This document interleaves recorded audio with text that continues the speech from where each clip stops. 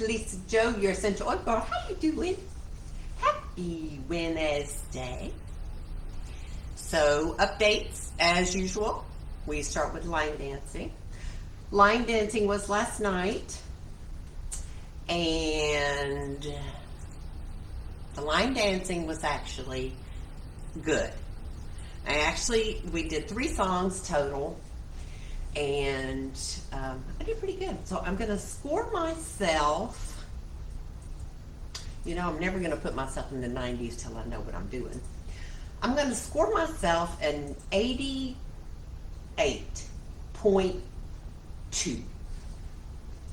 Yeah, I thought I did pretty good.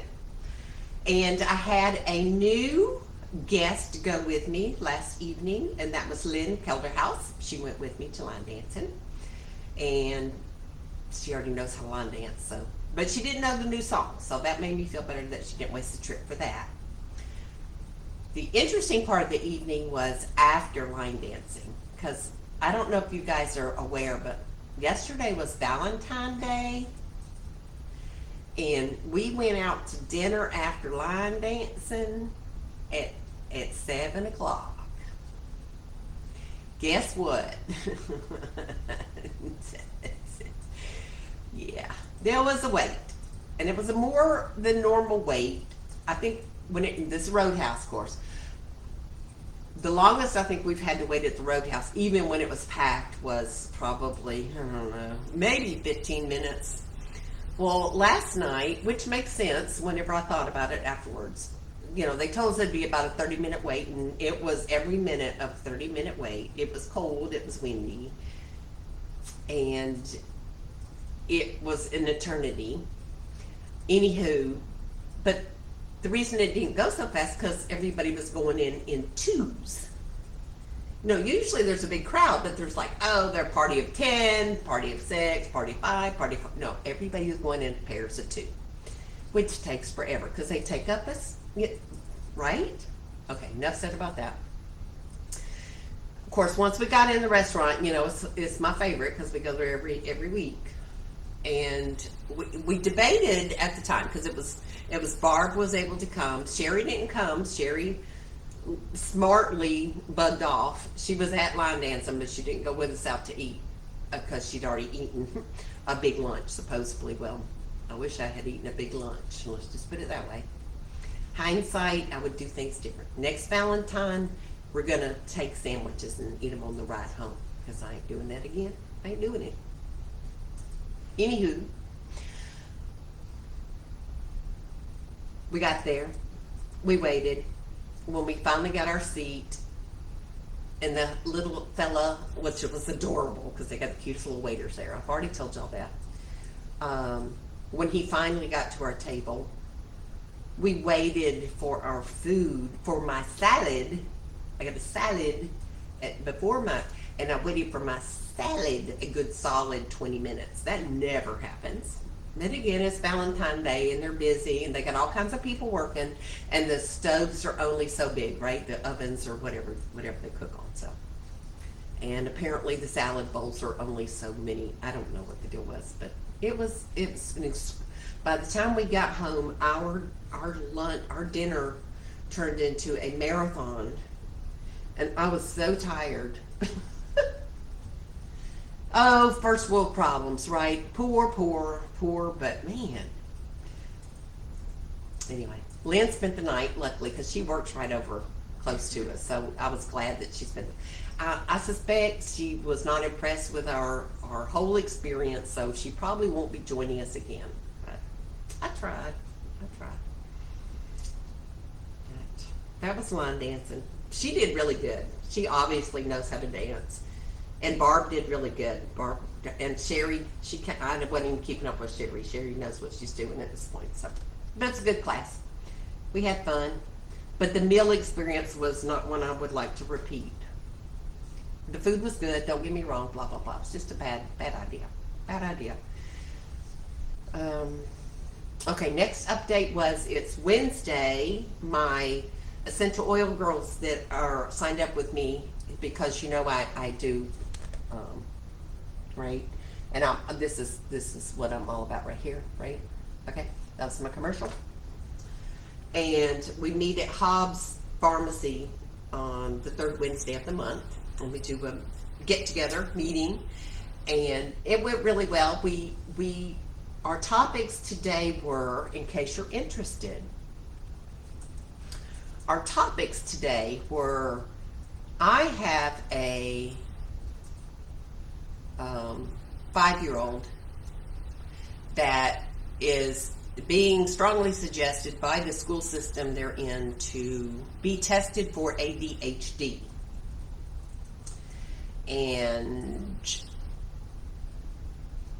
we were checking different options. And there are some options to try before we go on the prescribed medication. So he has not been prescribed yet. We're going to try something before we get to that point. So, and I know teachers don't. I know it's a problem. I know it's a problem. However, there might be natural options to try. So we have a plan. So, if anybody's interested or has anybody with kiddos with ADHD that would like to try them on something natural before they go on some kind of a prescription medication, reach out, because there's several things you can try first that are safe for the little bodies. And if it was me, which it's not me, not my situation. If it was me, I would rather try something natural before I went right on to the medication. But that's just me. You do you, I do me. I do me, I do me. So that was one of our topics of conversation. We also talked about whenever you sign up with doTERRA under me, that's what it's called, under me, on my team as one of my peeps or whatever you want to call it. One of my oily, what would you call it, Sandy?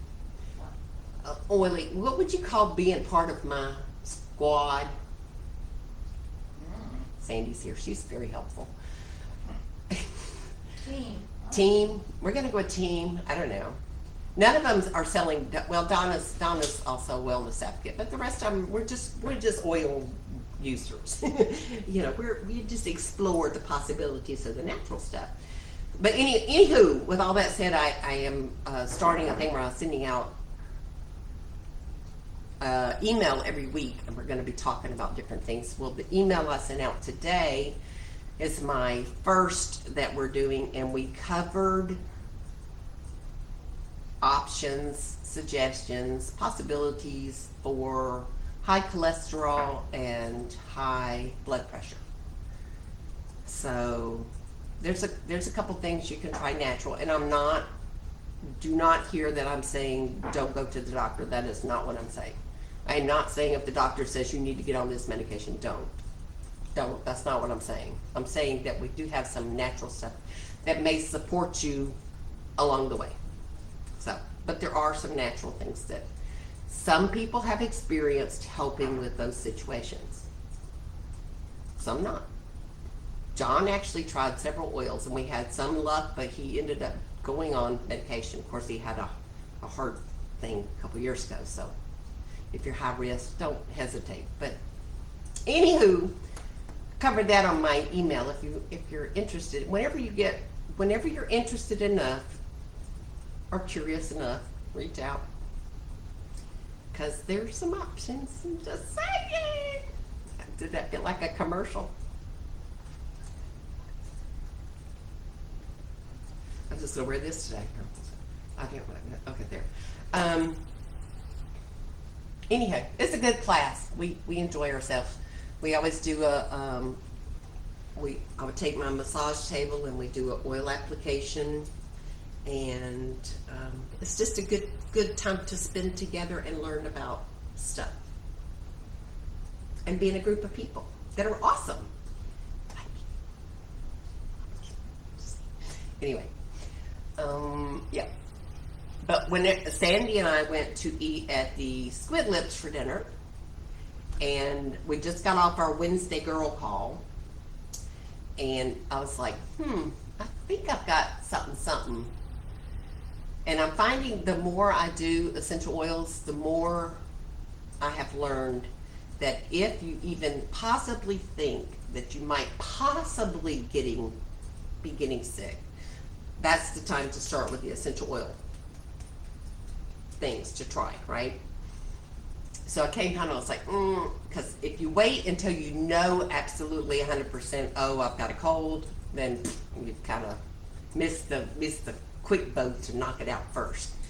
But if it's established and started, then you can treat it. It'll go a little faster. So whenever I got home, I was like, I don't know. So we have this. This is a good product for help build your immune system. Okay. So if it is something, I'm getting started on that, and also this, because after both of us started, and we think it might be, there's a lot of pollen around right now in Florida. And this particular one is for seasonal threats. Okay. And I also started this. Because this is a preventative powerhouse too, just in case. None of it will hurt you. However, knock on wood, my plan is to wake up and I'm not going to have anything outside of that little hint that there was something maybe coming. So that's how cool it is to know about this stuff.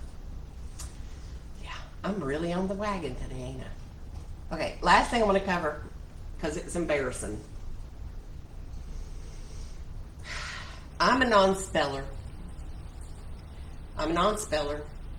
One of my most memorable memories of whenever I was a child was my mother came into my classroom and was having a conversation with my teacher. And I believe it was my third grade teacher. It might have been my second grade teacher. Second grade teacher was Miss Lawrence. Third grade teacher was Miss Webb. Whoever. I was very in love with my teachers.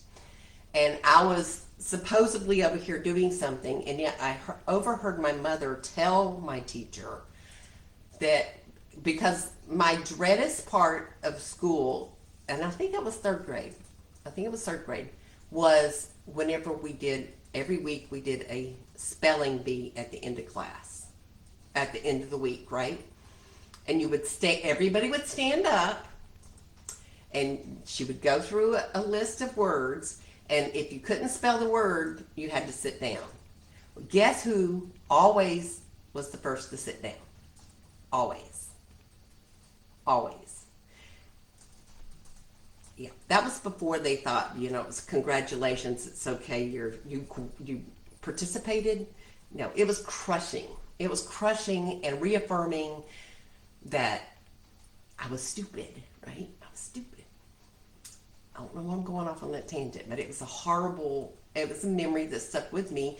I knew that was the thing, but what the memory was my mother telling my teacher in the most secretive language that, yeah, she's kind of like her dad. He can't spell either. Which to me in my little third grade mind was, she's like her dad, but she's kind of stupid. Yeah.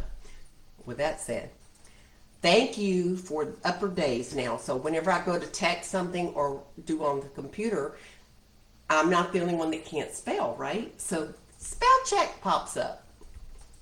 Okay, here's the thing. Here's what you may not know. If you're not the best speller in the world, whenever you go and type in the letters to start, look for the spell check, right?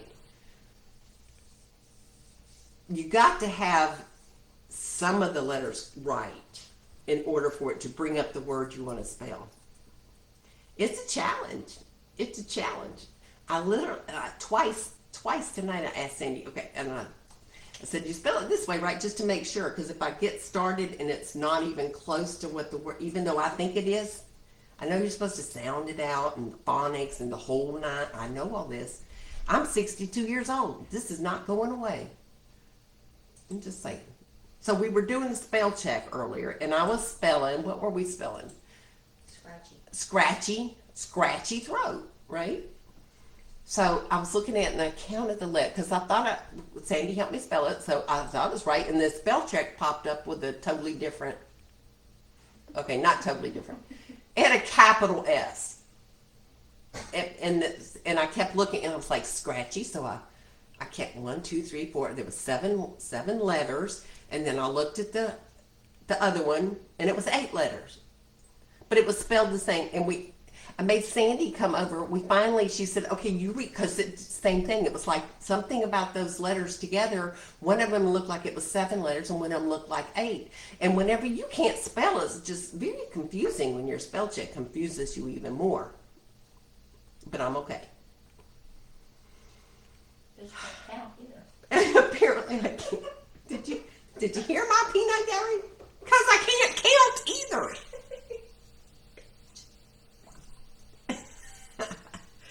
But it did. I counted it. How many times did I count? 10 times. I counted it 10 times.